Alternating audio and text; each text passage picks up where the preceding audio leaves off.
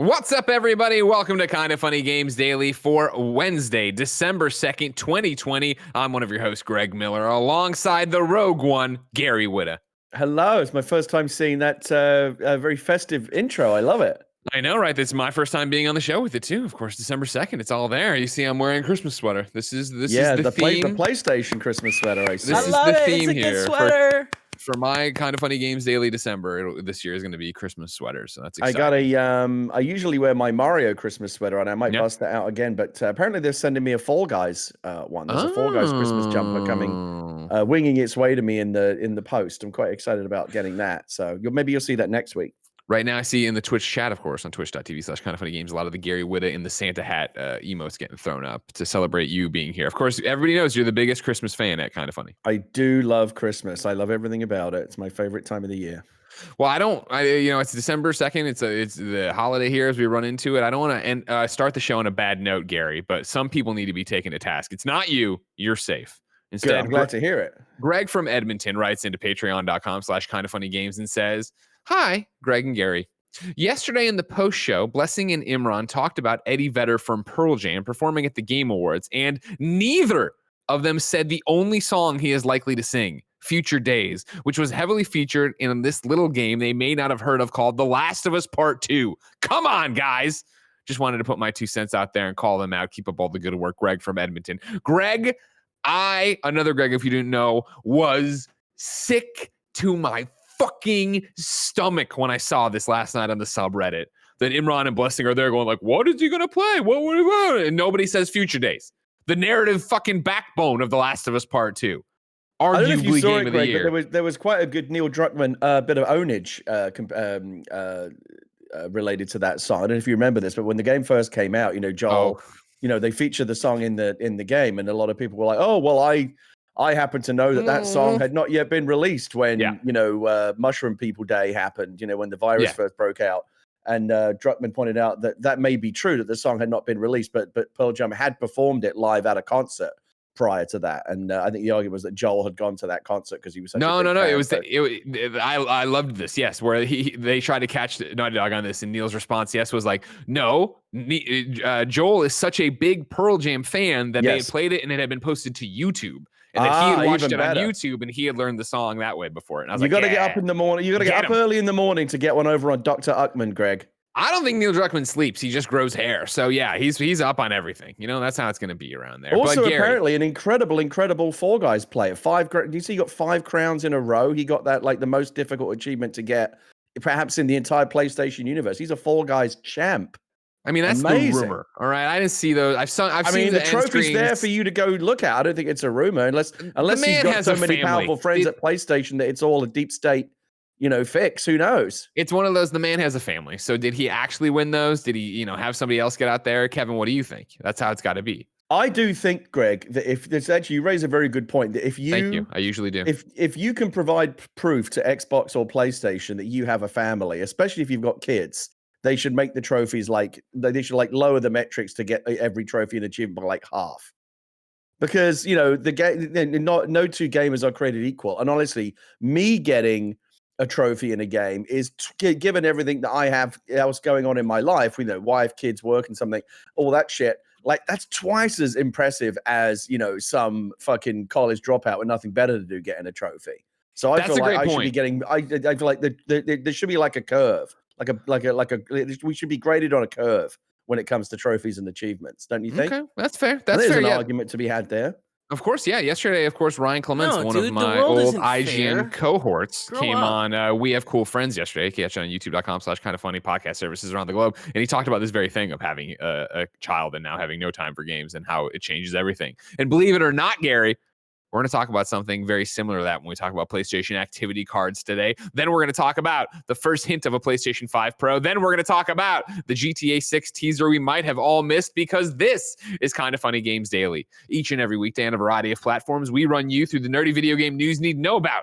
If you like that, be part of the show at patreon.com/kindoffunnygames. Over on patreon.com/kindoffunnygames, you can write in with your questions, concerns, everything under the video game sun, including your squad up requests. But perhaps more importantly, you can get the show ad-free. You can get it with the exclusive post show we do each and every weekday, and you can support us just like our Patreon producer, Blackjack, did. Of course, if you have no bucks to toss our way, it's no big deal. You can watch us record the show live on twitch.tv/kindafunnygames. If you're watching live, you have a special job. Go to kindafunny.com/you're wrong. Tell us what we screw up as we screw it up, so we can set the record straight for everybody watching later on youtube.com/kindafunnygames, roosterteeth.com, and listening on podcast services around the globe each and every weekday. Housekeeping for you. Ladies and gentlemen, we have officially revealed the Wild Aces FCF logo. Kevin, throw it up. This, of course, was designed by Campfire Designs. If you didn't know, no, Kevin, that's Buffalo Blasts. Thank you. There it is. The Wild Aces logo officially revealed. Campfire Designs. If you didn't know, we have a football team we own in fan-controlled football. That's FCF. You can go register to be a part of our team, and you might say, well, what does that get me? It means that you get to vote on things like our name, which was the Wild Aces, like our logo, which is right there. And then, of course, this week we will be voting on what our jerseys look like. You can go to kindafunny.com/FCF to get registered for free. Is that supposed to be Nick free in that image there? Is that his face? Close. That's Johnny Ace. Okay. That's his Johnny alter Ace. ego. Right. Yes, the tennis player Johnny Ace is going to be our mascot for the Wild Aces. We actually don't know anything about Johnny Ace, whether he's the alter ego or related. His life's a mystery. It's true. He's building a mystery. Like I said, kindafunny.com/FCF. It's free. Get registered. Be part of the thing. You can call the plays when we start playing in February. But more importantly, right now, vote on the jerseys this week. But we'll tell you about that later. Gamescast is recording this afternoon. Patreon.com/kindafunnygames to watch live and be part of it. We are doing our Game Awards prediction episode. That'll be up for everybody tomorrow, of course. YouTube.com/kindafunnygame. Podcast services around the globe. Games. I think I said game. You understand. Today, we're brought to you by Upstart, DoorDash, and Hims, but I'll tell you about that later. For now, let's begin the show with what is and forever will be the Roper Report. Time for some news. We got 6 items on the Roper Report. Baker's dozen. Kevin went up into a different register, and I appreciate that. We're going to start with this. Do we have the first hint of the PlayStation 5 Pro? This is Robert Jones at T3. Just as the dust has begun to settle on the PS5 and Xbox Series X console launches, with the Microsoft flagship officially crowned the most powerful video game console on Earth, comes what could be our very first hint at Sony's incoming PS5 Pro counterattack. That's because in an official Sony Interactive Entertainment patent published this year, the console maker describes a new games console that comes with not just one graphics card, but two. A 2 GPU next-gen game console. The patent describes a scalable game console where a second GPU is communicatively coupled to the first GPU, and that the system is for home console and cloud gaming usage. To us here at T3, that suggests a next-gen PlayStation console, most likely a new PS5 Pro flagship, supercharged with 2 graphics cards instead of just one. These would both come in the APU, Accelerated Processing Unit format, that the PS5's System on a Chip, SoC, do, with 2 custom-made AMD APUs working together to deliver enhanced gaming performance and cloud streaming. The official Sony patent notes that, quote, plural SoCs may be used to provide a high-end version of the console with greater processing and storage capability, while the high-end system can also contain more memory, such as random access memory, RAM, and other features, and may also be used for cloud-optimized version using the same game console chip with more performance, end quote. And with the PlayStation 5 console only marginally weaker on paper than the Xbox Series X, parentheses, the PS5 delivers 10.28 teraflops compared to the Xbox Series X's 12 teraflops, a new PS5 Pro console that comes with 2 APUs rather than just one, improving local game performance as well as cloud gaming, would be, no doubt, the Xbox Series X. Would be no doubt the Xbox Series X as king. I think it means beat. Then it is the death blow, whatever. The console gaming part of the patent is particularly, the cloud gaming part of the patent is particularly interesting too, as it seems to suggest that this technology could not just find itself in a new flagship PS5 Pro console, but also in a more streamlined cloud-based hardware too. An upgraded PS5 Digital Edition seems to be a smart bet, as to the much rumored PSP 5G. Gary, it went into the part where I start glazing over with the gobbledygooks and the APUs, and we got all this different stuff. I don't know what they're talking about anymore. Yeah, I started but doing my grocery list about halfway it's going to be that. more powerful, right? And this is, of course, I mean, take it all with a grain of salt, ladies and gentlemen. This is a patent. This is not an official announcement. Even if they patent everything. If they did patent this, it would go on forever and ever and ever. And you're looking at years before this. But Gary, what's your walk away here? So we're still, as they're saying, the dust is settling on the PlayStation 5. Next, stop the presses. Next console will be more powerful than the last one. Shocker. Right. What a bombshell. You didn't Who see saw it coming. that one coming? Yeah. I think it's cool that they call it the cloud optimized stuff, right? PlayStation has not been focusing on cloud is the way Xbox has, right? With xCloud, with Game Pass and everything they've been going through. But yeah, obviously both PlayStation and Xbox are working on future consoles. And I'm sure they saw the success of the Xbox.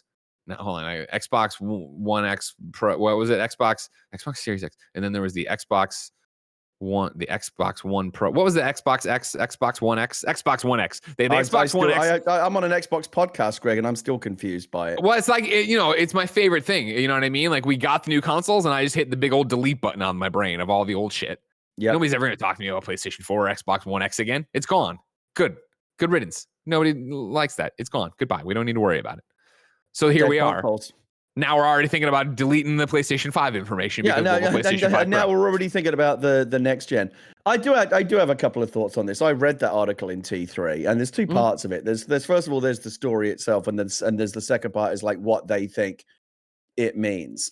The first part, look, I'm not a tech expert at all. I just replaced a graphics card in my PC the other day, which is a relatively simple piece of PC surgery, but it was still very touch and go because I just have a knack for fucking even the simplest jobs. Sure.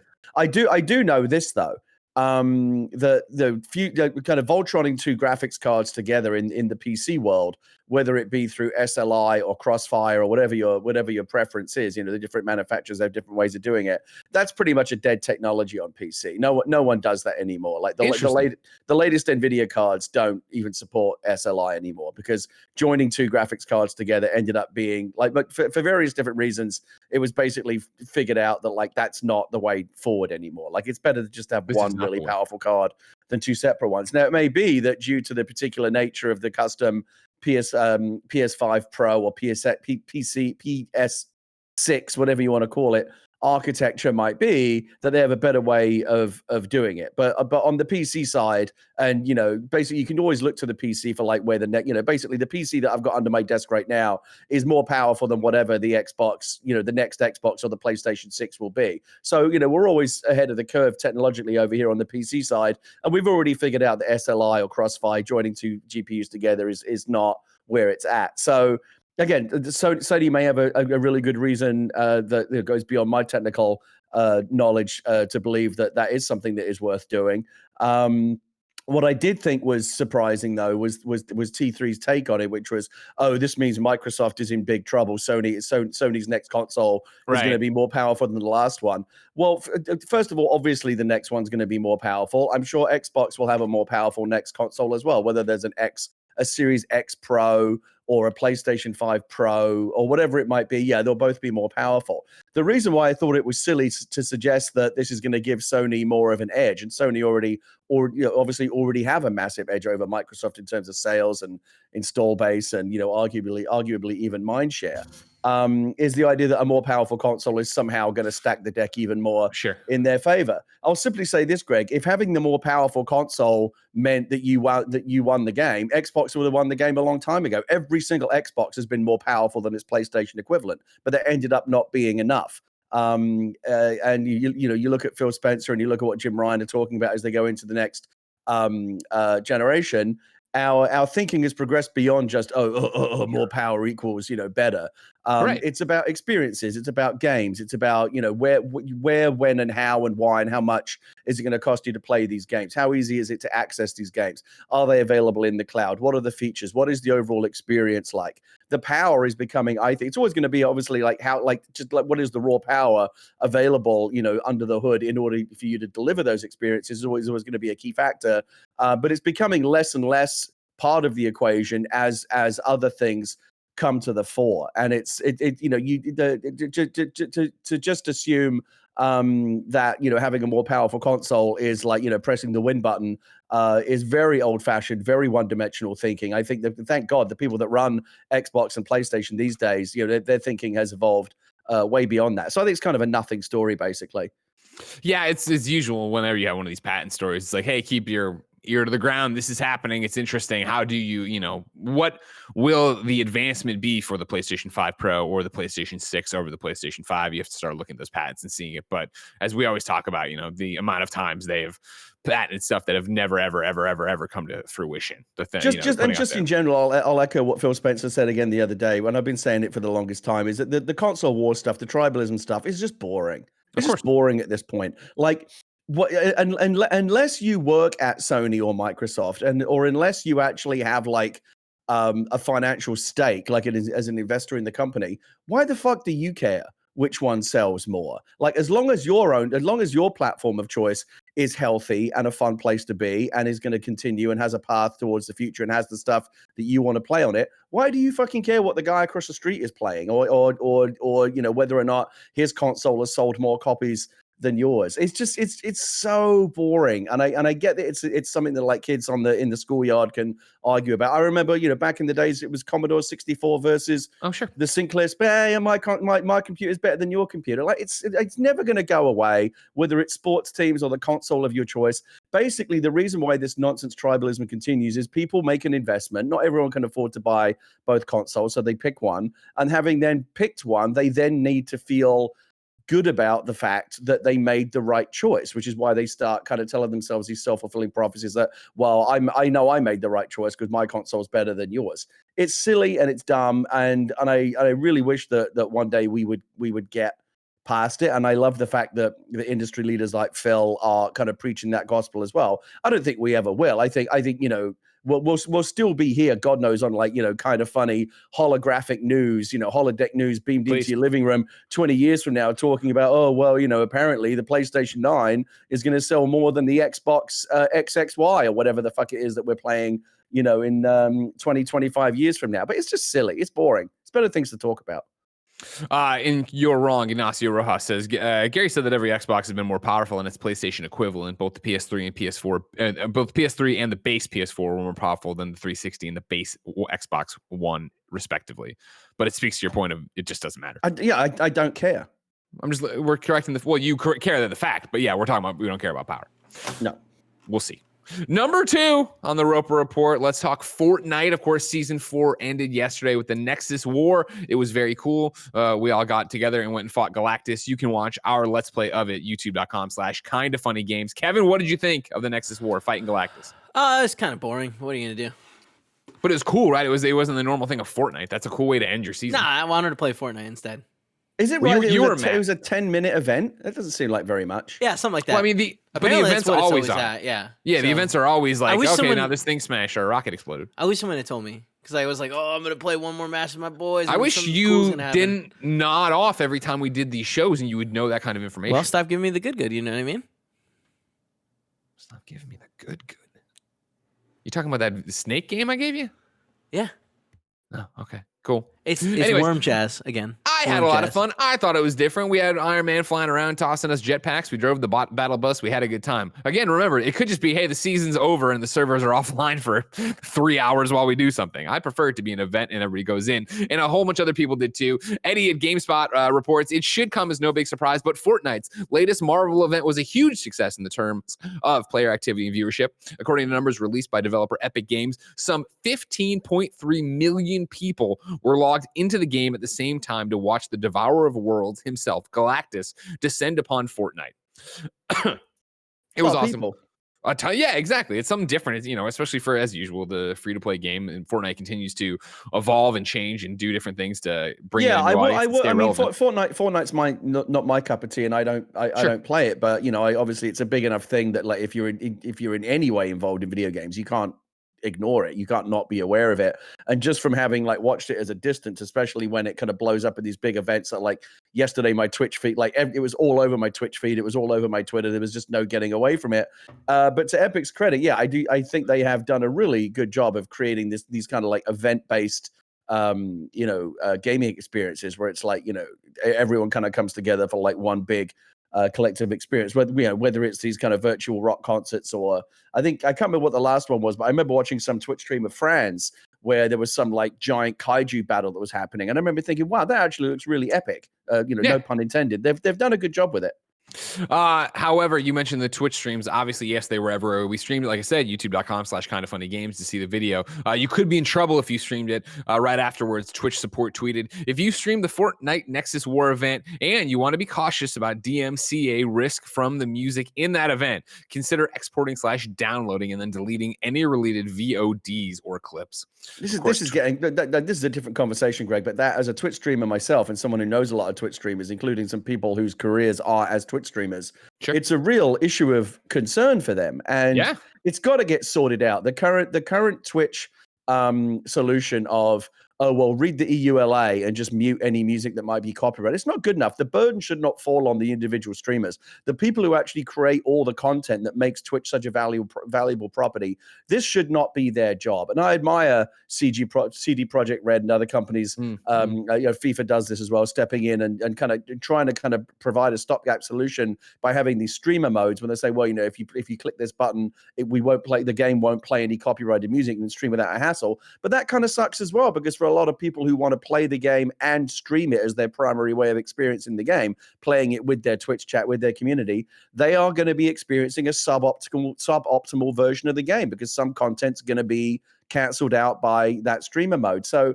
it kind of sucks. Look, Twitch is owned by the richest man in the history of the planet. He should be the one sorting this out. They need to come up with some kind of solution, the way that YouTube and Facebook Gaming has, where there's a button you can press, or even if there's a little fee or something, there's got to be some way to do it where you maybe it's an additional subscription or something, whatever it is. But like this needs to be like fire and forget for Twitch streamers. They need to be able to play the games, to have the music that's baked into the game without worrying about getting a DMCA strike. Because listen, if you get 3 strikes, your career as a Twitch streamer is over. And that's the problem, where there's this weird area of it where it's right now it's that the solution that Twitch has come up with doesn't work. It's like you're saying, it's either nothing happens or you're completely burned. There has to be some kind of middle ground in there, because there's a difference between, Kevin and I are playing Fortnite and I want to play Weezer's Pinkerton back to back like that. Okay, that's fucked up and I shouldn't be doing that. Obviously, that's on me. But when you're playing a game, you don't know what's around that corner. They do a giant thing. There's a moment like in Control, right? And I don't even know if that's a copyrighted song, but like you hear all of a sudden there is something that's epic and part of the game. It sucks to think that the developer's vision of that needs to include, if they want it to, hey, will this get people in trouble on streaming? Or a streamer has to be on top of it at all times, not knowing what's around the corner to run into it, to have it happen and then get fucked over. And then, like you're saying, there's all these different strikes that'll happen. Like, there's got to be a better way to do this. And the music that's baked into the games is the stuff that needs to be addressed first. But I'll give you like another weird case, because there's all kinds of content gets streamed on Twitch. Sure. Look at Animal Talking. I was going to say you have musical guests come on and perform their songs. I had to delete all of my VODs because this is a real issue. So, I don't want to bore you, but I'll give you the quick version of it. We've had a lot of big musical acts on Animal Talking. We had Sting, Selena Gomez, Gorillaz, all these big musical acts. And they played. So say again? Ambelina. Who? What? It's Andy's band. Andy's band from back in when he lived in Texas. Andy Cortez. They play Andy Cortez, yeah.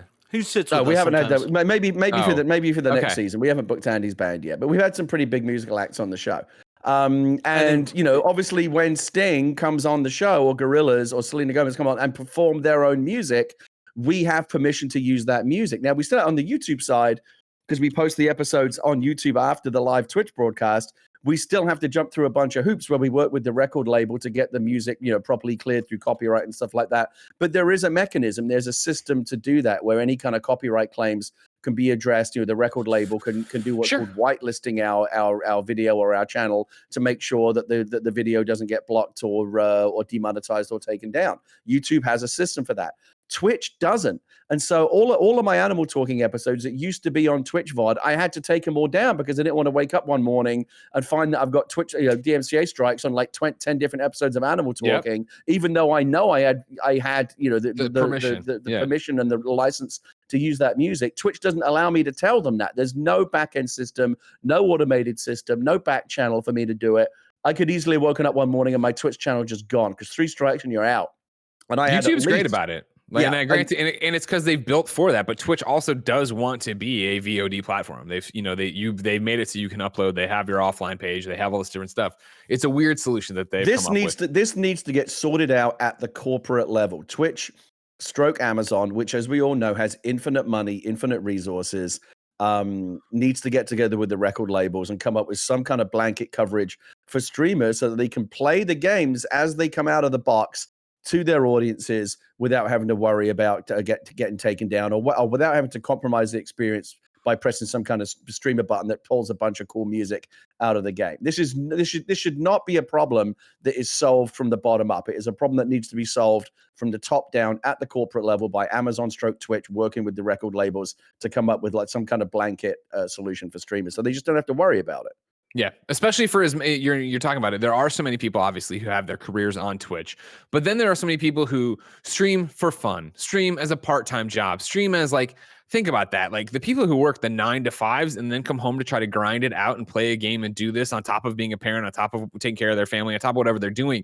You want them to have to worry about they're just playing a fucking game and they go down and a radio over in the corners playing some, something. And I don't even know if Last of Us is one of them, but it's playing Future Days. And that's what gets them dinged. And they have no idea what the fuck's going on. I mean, and it's getting really silly now, Greg, because these algorithms are so aggressive. There was a really ridiculous example, like Phasmophobia is a really popular game right now. A lot of people like to stream Phasmophobia, and that's kind of a haunted house game where you kind of tracking down ghosts in the house. There was a Twitch stream where people were trying to kind of talk to this ghost, and they were making kind of noises to this ghost, trying to communicate with it in the game, and that got flagged as being too similar to some obscure album of Gregorian chanting.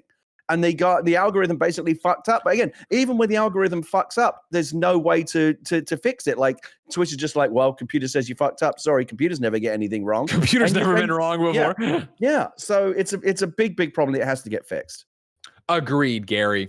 And before we get out for Fortnite, season 5 is now official, or chapter 2, season 5 is now officially in swing. The big one that I'm sure you've seen, the Mandalorian himself, and of course, Baby Yoda, aka Grogu, are on the battle pass. Troy Baker is the voice of Jonesy, and there's a whole bunch of other hunters that are being teased. It looks like we are going to have people from around the multiverse who are hunters show up. So we'll see what that's all about. Kevin, you played all morning. We played. It's on our Twitch VOD right now if you want to check it out. What did you think?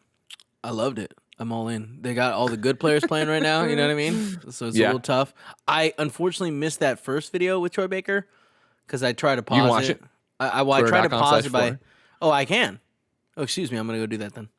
Okay, cool. No problem. Well, there's going to be more Fortnite here because we're all obsessed right now, and I'm sure we will continue until Cyberpunk comes around and dominates all of our time. Number 3 on the Roper Report. Did we all miss a GTA 6 teaser? This is Luke Winkie at IGN. It's a dirt road that kind of looks like a Roman numeral.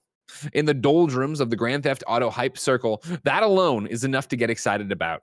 Here are the basics. Rockstar released a typically cryptic teaser for its next batch of GTA Online content. In it, the ever-elusive company revealed that the upcoming expansion will add a new landmass to the existing Los Santos map, possibly in the form of some offshore island.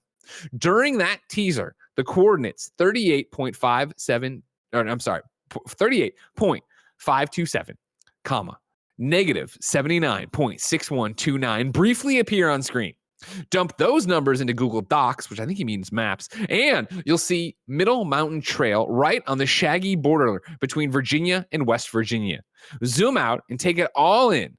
There's a hairpin turn there that, when viewed at a precise angle, seems to form a V and then an I. V-I-V-I. 6. Grand Theft Auto is a series filled to the brim with innumerable Easter eggs, conspiracies, and urban legends. But this, a potential GTA 6 announcement confirmed through the literal geography, seems like the most brazen by far. Over on IGN, you can read Luke's article. which goes into the GTA 6 subreddit, which has all these different people arguing about it, debates about it, and this stuff. I thought it was a fun one to toss out that, Gary, I 100% believe is real. You know, in the UK, Greg, in the newspaper industry, we call this the silly season. Yeah. Because it's the time of year when there's not really a lot. I mean, obviously Not this much year going there on. is, you know, with Brexit and Trump and COVID and everything, there's a lot of news. But typically around the holiday season, like news there's not a lot of news to report. And so people, and so newspapers will basically like write any old shit. And that we call that the silly season. This is a silly season story. But you're right, though. I still want to believe it, as dumb as it is. I mean, why would you put those numerals in there not to? Somebody obviously at Rockstar did it thinking, hey, this kind of looks like a 6, put it in there. People forgot. Are we... It, like, you know, they're talking about, oh, it's a potential GTA 6 announcements. It's like, this is not the announcement. This is not the confirmation. They just know, we all know they're working on a GTA 6. Of course they're working on a GTA 6. Not making GTA 6 would basically be the video game equivalent of that scene in The Dark Knight where Joker burns all that money. Right, like, why would? Like, of course they're doing it. Of course they are. So it's really just, it's obviously a matter of when, not if. There it is, Kev. You see it, VI 6. It could also be a Z. Hold on, let me look at this. I got to see this myself. Doesn't look. Here's the thing. Okay, now that I see it, that's even sillier than I thought. Come on. But here's the thing: Rockstar put these coordinates in their video. Like, it's not like fans are pulling this out of their ass and being like, oh, man, like, I found if you add up this and do that, and like Rockstar put these in the numbers. Great. There it is. Whose phone number do you have at Rockstar? Call and confirm. I'm not going to confirm whose numbers I have and don't have. I mean, but again, though, even if it's a thing, it's a vague hint towards something that we already know is going to happen, right? True. Greg, it's not like, oh, well, it's not like, oh, is Mass Effect going to come back in a real way? We're like, maybe that'll happen, maybe it won't. We know they're making GTA 6. I just want the announcement to come out, Greg, to finally get the bad taste out of my mouth, which is still very much there from that fucking PlayStation announcement where they opened on Rockstar and a big city, and you're like, oh my God, is Sony going to drop the bombshell of all bombshells? Come on, GTA that's 6. a pretty it ended up just being a fucking remaster of the old one. Bullshit. That was funny. They got us good. No, it was a bad troll. We were all it was scared. It was like, oh my God, is this Vice City? We getting another Vice City? That hurt. When that happened, it was like, whoa! And I was like, oh, it's just more GTA. Okay. It was a troll move. It's the same thing as always. That's something that's happening. What Number 4. Oh, this is a big one. Okay. And this is honestly something I've been waiting for a long time. Number 4, I'm going to editorialize a little bit of the headline. But someone is finally studying inverted gamers. The Greg editorializing is, hopefully they're able to find a cure for you people. We'll fix them good, Greg. This is Keith Stewart over at The Guardian, right? It is one of the most contentious aspects of video game playing, a debate where opposing sides literally cannot see each other's perspective. When The Guardian ran an article asking why a large minority of game players invert the Y-axis on their controls, meaning that they push their joypad's thumbstick down to move upwards on the screen, the response was huge. Hundreds of comments ferociously. Is that not? Kevin, what's this word? It's got ferocious in there. It is ferociously? I'm honestly, I don't have it open. I'm not looking. Okay, fine. Ferociously arguing. It's not. I don't think it's how you spell ferocious. No, this is a typo. Vociferously. Vociferously? No, there's no. Arguing with access inversion was the only way to navigate a game world, and hundreds more incredulously arguing the opposite. The purpose of the article was to discover reasons for the dichotomy in visual perception. Was access inversion just a habit picked up from playing flight simulators, or did it point to a fundamental difference in how people perceive themselves in virtual worlds? There was no conclusion, but the argument raged on Twitter for days, and honestly for years in video game journalism, podcasting, and everything else. Greg. What? Oh, you got it here? What do you got for me, Kevin? Tell me. It's right there. It's too small. Tell me. It's all blurry because it's... Hold on. Vociferously. What? Thank you. I heard it, then I told it to you. I understand. I don't mind you cheating. Now, one of the scientists interviewed for that article, Dr. Jennifer Corbett, co-head of the Visual Perception and Attention Lab at Brunel University, London, is taking the matter further. Inspired by the ensuing debate, she and her colleague have begun an exploratory study looking into the science behind controller inversion. With backgrounds in vision science and cognitive neuroscience, Corbett and her partner have employed a variety of research methods from neuroimaging to computational modeling to psychophysics in their previous work. Now, with the help of 7 psychology students, they will be running remote behavioral and psychological experiments using volunteer gamers aged between 18 and 35. Quote, although it's not per se a topic we'd study in our lab, we'd have to pause regular EEG and eye tracking experiments due to COVID and shift to online experiments, she explains. This was the perfect opportunity to pursue such a question, especially given how much this has excited the hardcore gamers in our lab. The article goes on, but finally, Gary, you know what I mean? Like all these people who are wrong. All these people who turn on games or pick up their demos and go, oh, I got to invert the controllers. We're going to find a cure for you folks. And I'm excited for that, Gary. I think it's actually really interesting. First of all, you should always should follow Keith Stewart on Twitter and always read everything that he writes about video games for The Guardian. He always writes really good, interesting, thoughtful pieces about video games. So if you take nothing else from this discussion, go check out Keith Stewart at The Guardian. He's one of my favorite people writing about video games these days. On the issue, he's Keith Stewart, KeefStuart. He's verified. I followed him because of you, Gary. There you go. Yeah, he's good. Really, he writes a lot of really good stuff. He used to write for Edge, and he writes a lot of good stuff for The Guardian now. I like Keith a lot.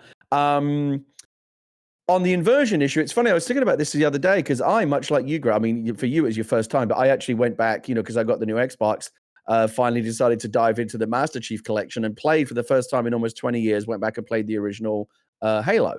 And one of the interesting things about it is that it's, in many ways, it is an artifact of, the early days of, console first-person shooter game design. I would argue, some might disagree, but I would argue that Halo was really the first truly viable dual thumbstick console shooter. For me, it was the game that basically proved the case that shooters could be viable on a dual thumbstick controller as opposed to just keyboard and mouse. I came to that game as a diehard PC gamer, keyboard and mouse guy, and I kind of went to Halo with my arms folded. This isn't going to work, and it did. And I was really never looked back. And now I play twin stick shooters on console all the time and had a great time. What was interesting about it was there's a lot of games from those early days had that little piece of routine that you had to go through where it was, okay, Master Chief, look at these 4 lights. And you look at these 4 lights, and it just teaches you how to kind of look around with the thumbstick.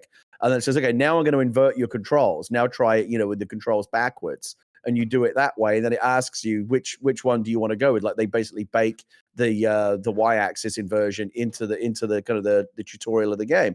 And games don't really do that anymore now because, we're all used to what y-axis inversion means. And now it's just a checkbox. But back in the day, the games kind of had to teach us that was an option. And the reason why it was an option is because even back then we understood that people's brains are just wired differently. Some people want controls one way, and some people, I'm not going to say right or wrongly because it's, there's a right and there's a wrong. No, there's no right or wrong, Greg. It's whatever. Gary, we have scientists looking for a cure finally. Yeah, clearly, fix them wrong, they're not trying to find a cure. They're just trying to understand why some people's brains are wired differently than others on this. But that's how it starts. That's how it starts. Cure anything, Greg. We're going to cure these people. Let me tell you something, Greg. When I was a kid, I went to school. I'm old enough that when I went to school, like in the late 70s, and they were first teaching me, to write cursive. Sure. Even though I'm left-handed, the teachers forced me to try writing with my right hand. They're trying to fix you too. Isn't there wrong with writing that? with your left, that being left-handed was something that needed to be corrected. It's the devil's touch. When my mother heard about that, she went down to that school and she read them the fucking Riot Act.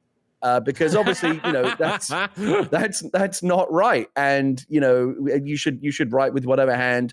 My brain is just wired to be left-handed in the same way that some brains are wired to prefer the y-axis to be inverted, which is why games have that option. We see it all the time. Fall Guys that came out recently shipped without a y-axis inversion. It was like one of their most requested features, and they patched it and added it in. Oh, you see it all the time. They were going to fix you. It's just you fight it, and eventually you get better.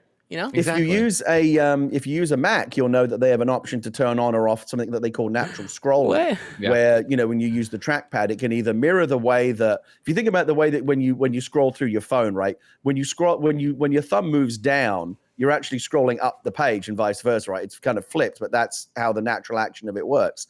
Some people like that mirrored on a trailer. Like my wife likes natural scrolling on, and I don't. So like when I have to use her MacBook for something, it drives me fucking crazy because I'm like, why isn't this scrolling the way I want it to?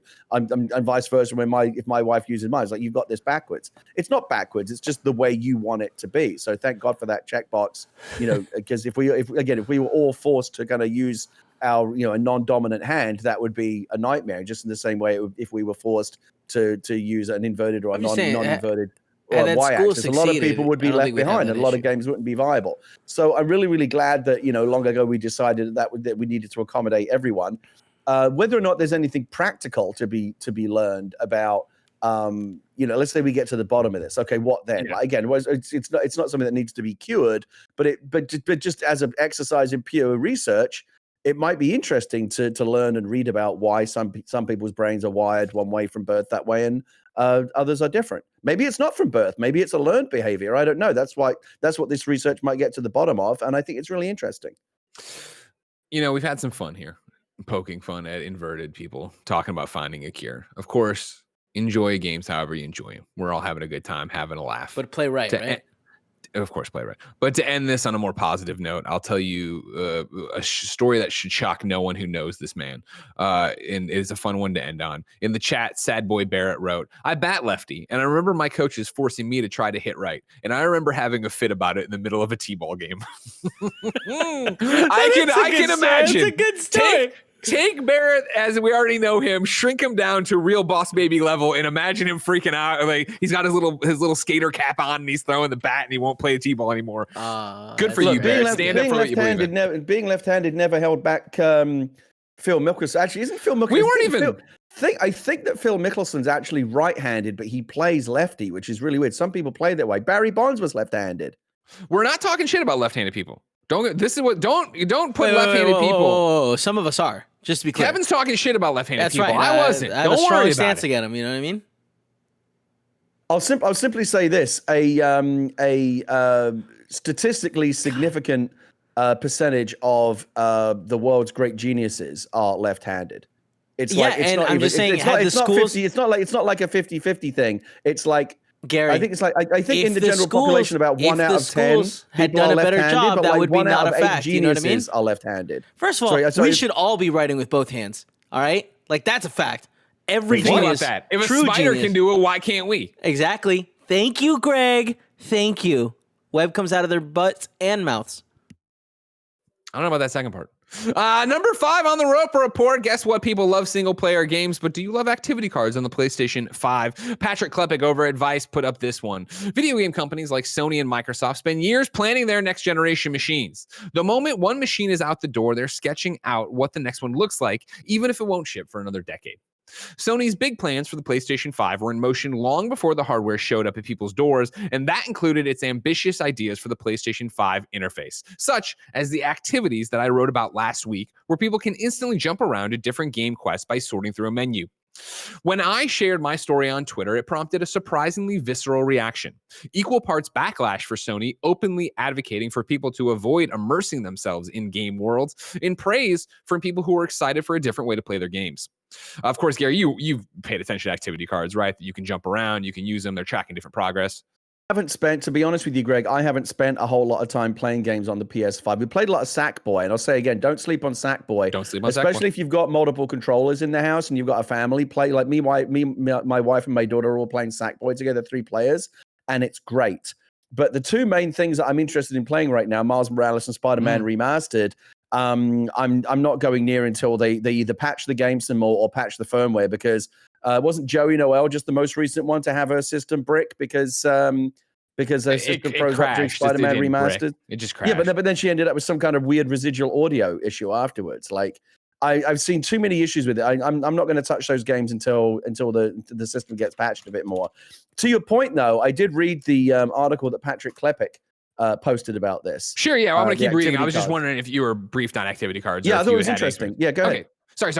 I thought it would be interesting then to better explain Sony's own internal logic for why it made this feature such a big part of PS5, based on confidential documents Vice Games recently obtained by a developer who was briefed on them. The documents, distributed to a select number of developers in 2019, were part of a two-part presentation explaining activities and game help, which lets players pull up walkthrough videos without YouTube. The presentation opens by saying, quote, everyone knows single player is dying, end quote, with a list of the top selling PlayStation 4 video games that seem to crib this sales list, showing games like Grand Theft Auto 5 and Black Ops 3 dominating sales because of their multiplayer modes. In the next slide, however, Sony explained that, in reality, its internal tracking data shows that single player is thriving, and PlayStation users are regularly spending more time playing offline than online. The company then outlined what players say their problems are with single-player games. These are all quotes. No idea how long I might need, don't play unless I have 2+ free hours. Takes a lot of time to scan through long help videos when I'm stuck. How to engage socially without risk of spoilers. Forgot what I was doing in the game last time, hard to get back in. The presentation at times cites surveys Sony has conducted to learn more about what its players think, but it does not lay out many specifics about the data itself. One survey cited said it spoke to roughly 3,000 players. Quote, in an ideal world, every player has the time to spend hours per day, every day playing games.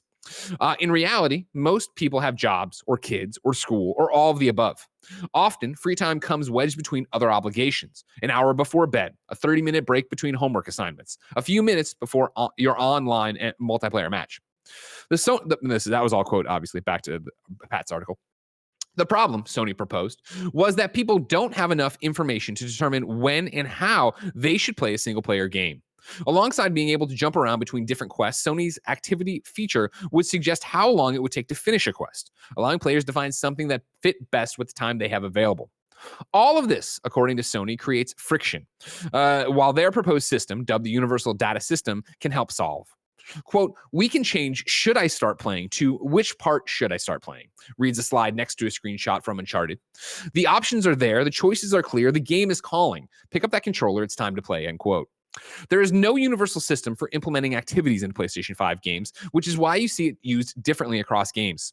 In Demon's Souls, for example, it's warping between worlds. In Miles Morales, you can jump straight into a story mission or side quest if you don't feel like swinging across the map. According to Sony's presentation, the ideal activity is one tied to, quote, a unit of gameplay inherent to the game structure, e.g. quest, chapter, or mission, end quote. Gary, obviously, there's more to Patrick's article. There was he at the very part when he was like, I shared my story on Twitter. It was the link to how much he dug activity cards and how he was using them.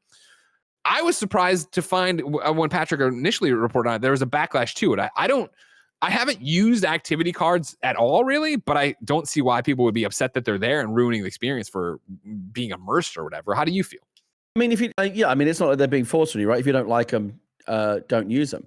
I do think, again, it is opens the door to another really, really interesting discussion about, how we have come to experience games and how people, have different ways of different preferences for how they experience games as we move increasingly into this, this world of, big sprawling worlds where it's not just, this kind of linear, here's the next mission, but you can kind of go anyway in a world of, GTA 5 and Assassin's Creed and Spider-Man, where there's like a massive open world and you can wander around and discover things, and that is great, and I love that. I remember in Spider-Man on PS4, even when fast travel, even when I had all the fast travel spots unlocked, I often chose not to use them because I just honestly just enjoyed swinging Sure. through the city and just encountering random crimes and stuff like that was such a joy that it didn't get boring. It's like, fuck it, I'm just gonna go the old-fashioned way over to this next mission because I just, I enjoy the journey, and just swinging through the city is so much fun, and stopping to intercept random crimes is fun. Sometimes if I wasn't in the mood for that, I'd do a fast travel and take the subway, but a lot of the time it was really just fun to travel around. Now, I understand people like to have the option not to. They just want to press a button and be warped to the next level. I remember when racing games went down this road, Greg. Burnout went in this direction. Sure. The Need for Speed games went in this direction. It wasn't just here's the next race. It was, wander around looking for the fucking starting line so you can do the next race. Yeah. Like, that wasn't fun for me. And those games recognized that and often did include a button to just warp you to the next activity. I think it's cool that Sony's doing it. If you don't like it, don't use it. It's not taking anything away from you. But I generally kind of feel like from a developer's point of view, I would prefer to have that left in my hands, which is to say, like, let me decide as the designer of the game what options I want to give the player on a game by game basis. That is what they're doing, right? So that's what they're doing. I mean, is this being mandated though? Is it like a thing like trophies or achievements where Sony's saying you have to support activity cards? I mean, I think I don't know. And if they are saying it has to be supported, you can support however you want to, apparently, as Patrick's pointing out, that Spider-Man and Demon Souls use them incredibly differently. If people just want to move from one activity card to the other and just bash out a bunch of things to do in a game like a shopping list, hey, look, you pay your money and you take your choice. That's their option. It's their $60. Well, I think they want to play that game. Play the game that way they can. This idea of like, I forgot what I was doing this game last time. It's hard to get back into. To be able to jump in and be like, where am I? Go to a card and be like, oh, I'll just go chase this thing. Or yeah, you have 30 minutes and it says how long the time is to estimated time to go do it. That makes a lot of sense to me, and I like that. I'm surprised people are against that. Again, for somebody who loves being immersed in these worlds, it hasn't broken me out of it. I guess I started using it that way, but it's player choice. Joey Noel, Christmas in December. You've joined Kind of Funny Games Daily. How are you? I'm good. Hello, Joey. Hi, Gary. How are you? I'm good. Did we summon you? We did. And I don't know why. Gary brought up your Spider-Man woes on PlayStation 5. I was looking to see where you're at with that. What is happening with your Spider-Man in PlayStation 5? Where in the story am I? No. He was citing Gary, right? Oh, you basically you've terrified Gary. He will not start Spider-Man Remastered or Spider-Man Miles Morales. Oh, just because I just hard crashed my PS5 like once, and then I couldn't get any audio dialogue through my TV. I ended up deleting my save and re-downloading it from the cloud, and then it was fine. Okay. So it Next wasn't gen like gaming. the end of the world. Convenience, it was all there. It wasn't the end of the world in terms of like all the things that could have happened where like like to re-download it and all that kind of stuff. It wasn't terrible. What about fucking poor Jeff Gerstmann? His system got bricked. Oh no. Oh yeah, I didn't have anything crazy like that. So I don't have any like horror story like that, but Gary, you should play it. It's really fun. I'm totally going to. I just want to wait for like another system patch or a game patch, because I know like even on the most recent Spider-Man remaster, they said, oh yeah, we've addressed some of the crashing issues. I very rarely play games at launch. I usually like my wife's playing Assassin's Creed Valhalla right now. That's a great game, but it's still, even after a couple of patches, it's still buggy as shit. I would rather wait. There's so many games to play. I'm playing Doom Eternal and Wolfenstein: The New Order right now, and having a great. Those are older games, but I'm having a great time playing them. By the time I get around to Miles Morales and Spider-Man Remastered and Valhalla and some other stuff, they'll have been patched to the point where I'll just have a better experience because a lot of the initial bugs will be fixed. That's fair. That works. All right, thank you, Joey. Thanks, Joey. Nice to see you. Good to see you. I'll take this moment to tell you, ladies and gentlemen, you go to patreon.com/kindoffunnygames to be part of the show like Greg from Edmonton was and support us and take care of us and do all that stuff. But if you don't, because you go over there, you get the show ad free. If you don't, I have to tell you about the sponsors. So let's do that. This episode of Kind of Funny Games Daily is brought to you by Upstart. There's a lot of economic chatter right now about the state of the market. Is it recovering? How long will it take? Have we seen the worst? But if you're struggling to pay off high interest credit card debt, you can't wait for those answers. You need to take action. Now with Upstart, there's actually something you can do today to help fight off high interest credit card debt. Upstart is the revolutionary online lending platform that knows you're more than just a credit score. Unlike other lenders, Upstart can reward you based on your job history in the form of a smarter rate. Upstart lets you skip going to the bank because it's completely online. They offer loans from $1,000 to $50,000 so you can consolidate your debt into one easy fixed rate payment. Upstart makes it fast and simple to check your rate. Since it's just a soft pull, it won't affect your credit score. The hard pull happens if you accept your rate and proceed with your application. The best part? If the loan is approved and accepted, most people get their funds the very next business day. Over 500,000 people have used Upstart to pay off credit cards or meet their financial goals. Free yourself from the burden of high interest credit card debt and get back to using your money your way with Upstart. See why Upstart has over 6,000 five-star reviews on Trustpilot, and hurry to upstart.com/KFgames to find out how low your Upstart rate can be. Checking your rate takes only a few minutes. That's upstart.com/KFgames. Your loan amount will be determined based on your credit, income, and certain other information provided in your loan application. Not all applicants will qualify for the full amount. Our next sponsor is DoorDash. Between the never-ending laundry cycles and incoming emails, you've got plenty on your to-do list. Give yourself one less thing to worry about and let DoorDash take care of your next meal. DoorDash is the app that brings you food you're craving right now, right to your door. Ordering is easy. Open up the DoorDash app, choose what you want to eat, and your food will be left safely outside your door with the new contactless delivery drop-off setting. With over 300,000 partners in the US, Puerto Rico, Canada, and Australia, you can support your local go-tos or choose from your favorite national chain restaurants like Chipotle, Wendy's, and the Cheesecake Factory. Kevin, toss up them Buffalo Blasts. Many of your favorite local restaurants are still open for delivery. Just open the DoorDash app, select your favorite local restaurant, and your food will be left at your door. DoorDash deliveries are now contactless to keep the communities they operate in safe. Right now, our listeners can get $5 off and free delivery, zero delivery fees, free and something, on their first order of $15 or more when you download the DoorDash app and enter the code GAMES. That's $5 off and zero delivery fees in your first order when you download the DoorDash app and the App Store and enter the code GAMES. Everyone knows I use DoorDash all the time to get my wings. Be like me. Code GAMES, $5 off your first order with DoorDash.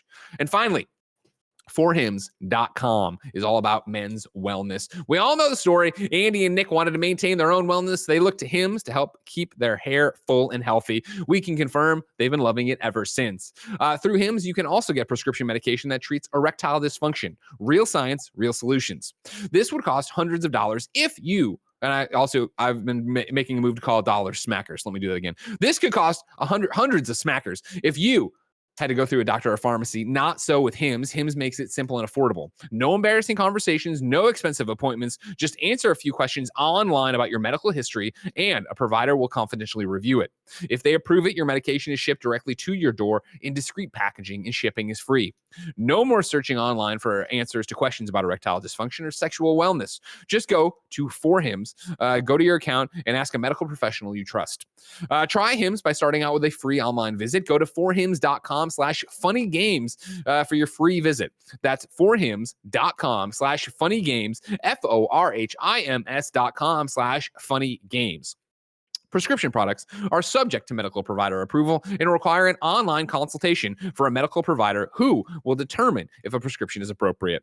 See the website for full details and safety information. Remember, that's forhims.com/funnygames.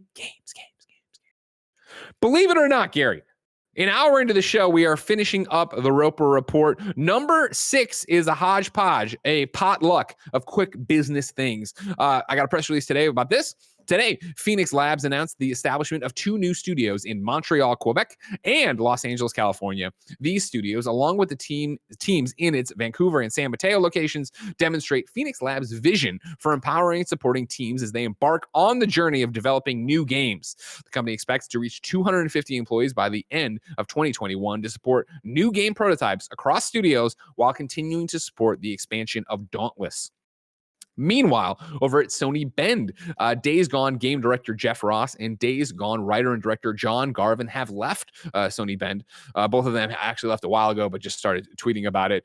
Hats off to them. Obviously, Jeff and John, they're a long time and did great work with Days Gone. So, mazel tov, go get them. Then over at in GamesIndustry.biz, Bren Sinclair reports Avalanche Studios co-founder and former chief creative officer Christoph Sundberg today announced his return to gaming with the formation of a new studio, Liquid Swords. And then finally, breaking news as we went live today, Microsoft acquired Smash GG, an esports events platform. See, Gary, there's a lot going on. It's little stuff sometimes. It's breadcrumb stuff. But we gather up those breadcrumbs. These are the little kind of seeds, new studios starting up and companies buying companies are the kind of seeds of stories that, like, a year from now, you'll actually see the results of those stories, and we'll have something real to talk about. Yeah, Gary, I'm excited to see if these seeds, these Deku seeds, grow into the great Deku tree. But that's so far away. If I wanted something more immediate, say what came to the mom and grop shops, where do I go? The official list of upcoming software on each and every platform, as listed by the Kind of Funny Games Daily Show hosts each and every weekday. Wait, what the fuck is this now? Hold on. Are those Gunnar optics you're wearing, by the way? These are. No, we're not even doing. We have breaking news. Kevin, I'm going to... shit. I'm going to throw it. Barrett sent it to me. I'm sending it to you, Kevin. It's Fortnite? It's possible. Huh? Is this Fortnite? Yes. Yeah. HypeX on Twitter has put up the following. Possible upcoming Kratos skin. So far, only one guy who spotted it, and that was Elamano Cordova 3, and it looks very real. If you want to click on that, Kevin, you can zoom in on that. Of course, like we said, this is supposed to be the season of hunters. Well, that looks like, see, on my screen, that looks like that's just a fucking thing of Twitter, where if you clicked on the image and zoomed in on it, you could just go to the big old image. There it is. Suddenly that's better. Suddenly everyone's like, oh, this doesn't make any fucking sense. Oh, now I get it. Now I get it. Look at Kevin, everybody. Big brain Kevin over here. You know what I mean? Anyways, that does look real, and that does look cool. But then this, now here's the thing. He's not a hunter? He kills a bunch of people. He's a bounty hunter. He goes and kills all the gods. That's not, you killing people doesn't make you a hunter. It just makes you a killer. Now, here's the thing, though. Here's the thing. Are you letting me? Can I say the thing? Can I say the thing? Earlier, we have a Slack channel. We have a Slack channel. I want to point out last night's Slack channel was fantastic. Squad up. I had a lot of fun. Just talking about Fortnite. All the kids who cared about Fortnite were there talking. It was great. It was brought up, of course, that I guess Tim reminded Joey that Samus is a bounty hunter. And we're all like, but that'll be a console exclusive thing. Kratos is going to be console exclusive, right? Would he? Yeah, he would. I'm all about it.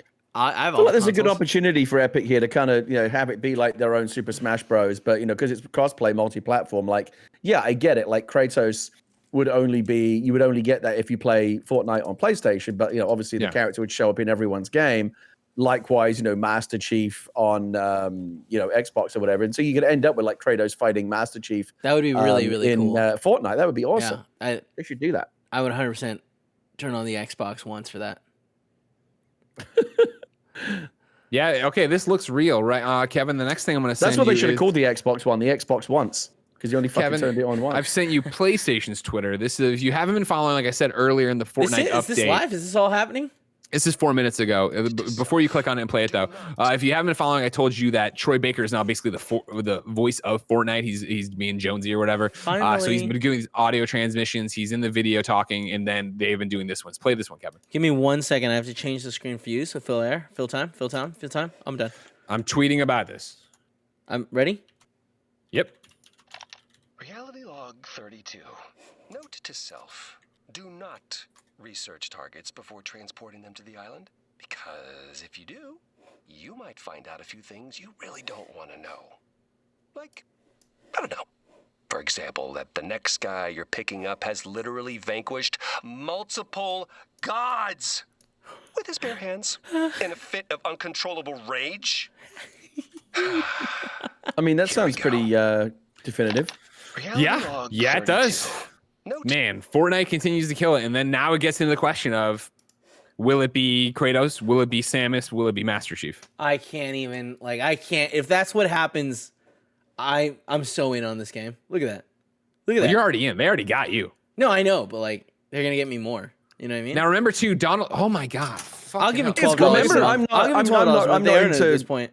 I'm not a Fortnite player at all, but I do think that Fortnite is, if you're looking at moves like this, and it's really, really interesting. They're obviously already bringing in characters from across popular culture, Avengers, Mandalorian, stuff like that. But I feel like the real opportunity is in the video game space here to bring together, Kratos and Master Chief. I don't think Nintendo would ever jump in. I don't think you'll ever see fucking Mario in Fortnite or anything like that. But Samus would throw them all in there. Get fucking Bubsy in there. Come on, let's do it. What's fascinating about this is, remember, and I don't know if this is a remember thing, if you're following closely enough. Jeff Keighley does those Game Awards calls where he has people, obviously fans come together to talk, but he usually has a bunch of famous guests come through. When Donald Mustard came on, he said something to the effect that the season's going to be huge, and that I think he said at Game Awards the announcement will change, it'll radically shift what people think of Fortnite, or change what the face of Fortnite kind of shit. So if it's going to be next week at Game Awards that they come out and are similar to how Jeff had Reggie, Phil, and Sean on stage that one year, if they come out and they're like, look at this, we're making Fortnite into Smash Brothers or whatever. Yeah, that'd be great. Insane. I'm telling you, if they put Bubsy in there, I would fucking play Fortnite. Wow. Get some Fall Guys in there. Get some Among Us crewmates in there. Let's bring.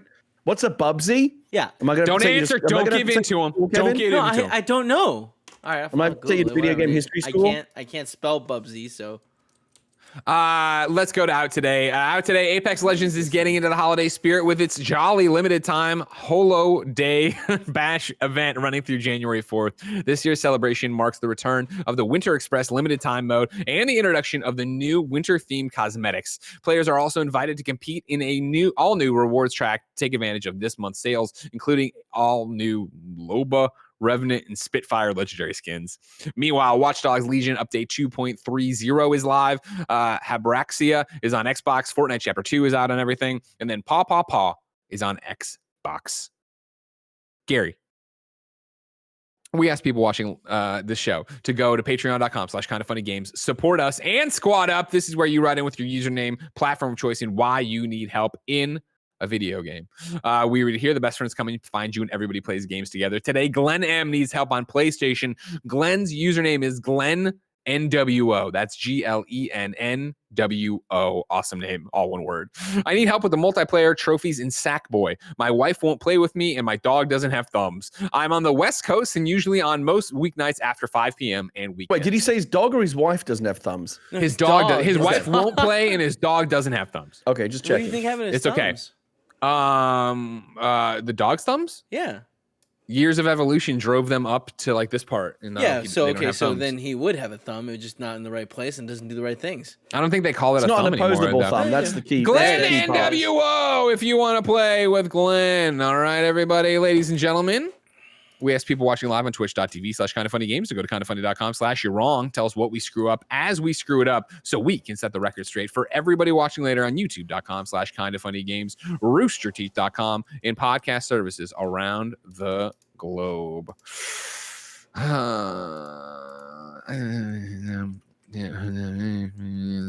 God, I'm just again. It's weird because there's a game I don't even care about, but I'm like really thinking about like characters that would get me into Fortnite if they put them in there. Gary, it's a lot of fun. And I think we might be looking. I'm going to for start one thinking more. about a list. Who do I want in there? Would Lobo excite you at all? No, see, again, for me, it's going to be a bunch of like older, obscure characters from like games that came out before you were born, Kevin. So That's I don't okay. think we, I That's- I don't don't think think you and there's I anything would have the same conversation. I'm just saying, like, let's have a conversation about Lobo. Like the DC character, Yeah. that doesn't excite me. Really? Yeah, Yeah, I don't think. Yeah, I mean, I like. I'm thinking Lobo. about video. I I'm was thinking about, surprised he got I'm such a thinking about pop video yesterday for you game guys. native characters first. Ladies and gentlemen, none of your wrongs were anything other than editorializing and how you fixed your Spider-Man audio bug, which didn't require the saves and just changing the way your audio works. You can just Google all this. Joey probably didn't. You know what I mean? You probably asked him, and he's like, "Oh, you got to buy this giant TV and you do these things and like your settings and the colors." You know, Tim, right, Kevin? Yeah, man. Tim. Ladies and gentlemen, this has been an episode of Kind of Funny Games Daily. Remember, it's not over yet. Patreon.com/kindoffunnygames for the post show. However, if you don't want to throw us any bucks, go over there and get the show ad free, get the post show, have the ability to ask questions, support us. I understand. You can watch tomorrow, twitch.tv/kindoffunnygames live as we recorded, youtube.com/kindoffunnygames later, and of course, podcast services around the globe. Tomorrow it's going to be me and Tim hosting. Friday it'll be me and Blessing. If you are watching us live on Twitch right now, Internet Explorers is up next. Gary, anything to say before we go to the post show? No, I'm excited to get to the post show because we can always really cut loose when we get there. That's what I get to undo my Because belt. no one It's really great. watches that, so you know we can really go off the rails. Well, Greg from Edmonton does, and then he writes in to dime everybody out when they fuck up. So be careful. Ladies and gentlemen, until next time, it's been our pleasure to serve you.